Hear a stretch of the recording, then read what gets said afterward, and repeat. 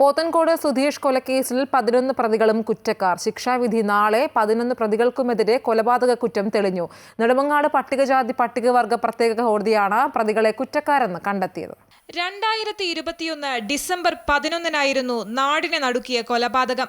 ഗുണ്ടാപ്പകയായിരുന്നു കൊലപാതക കാരണം. വധശ്രമക്കേസിൽ പ്രതിയായി ഒളിവിൽ കഴിയുന്നതിനിടെയാണ് സുധീഷിനെ എതിർചേരിയിൽപ്പെട്ട ഗുണ്ടാസംഘം കൊലപ്പെടുത്തുന്നത്.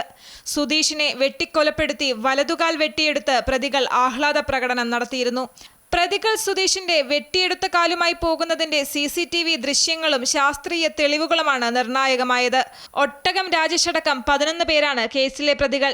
ഈ കേസിലെ ദൃക്സാക്ഷികൾ കൂട്ടത്തോടെ കൂറുമാറിയിരുന്നു. സുധീഷ് കൊല്ലപ്പെട്ട വീട്ടിലെ ഉടമ മാത്രമാണ് പ്രോസിക്യൂഷൻ അനുകൂലമായി മൊഴി നൽകിയത്. നെടുമങ്ങാട് DYSP-യായ സുൽഫിക്കറിന്റെ നേതൃത്വത്തിലാണ് അന്വേഷണം പൂർത്തിയാക്കി കുറ്റപത്രം നൽകിയത്. ഹൈക്കോടതിയിലെ പ്രമുഖ അഭിഭാഷകരാണ് പ്രതികൾക്ക് വേണ്ടി ഹാജരായത്. 1 മുതൽ 3 വരെ പ്രതികൾ ആയുധം ഉപയോഗിച്ചതായി കണ്ടെത്തിയിട്ടുണ്ട്. എന്നാൽ ഗൂഢാലോചന നടത്തിയതായി പ്രോസിക്യൂഷന് തെളിയിക്കാനായില്ലെന്നും പട്ടികജാതി പട്ടികവർഗ വിഭാഗങ്ങൾക്കെതിരായ അതിക്രമം തടയൽ നിയമം എല്ലാ പ്രതികൾക്കുമെതിരെ നിലനിൽക്കില്ലെന്നും കോടതി നിരീക്ഷിച്ചു. അമൃത ന്യൂസ്, തിരുവനന്തപുരം.